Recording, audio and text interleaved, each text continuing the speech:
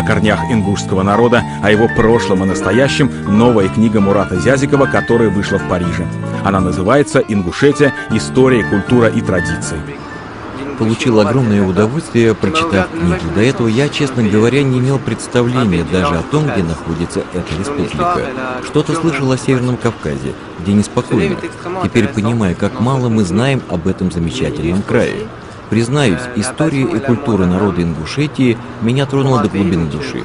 В общем, для меня открылось новое знание о республике и о ее президенте Мурате Зязикове, который написал эту книгу, обладая без сомнения любовью к своему народу, глубокими знаниями истории и от чистого сердца.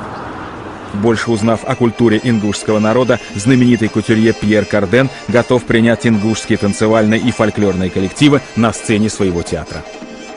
Я подтверждаю свое приглашение. Такая самобытная культура не просто достойна, должна быть представлена повсюду в Европе.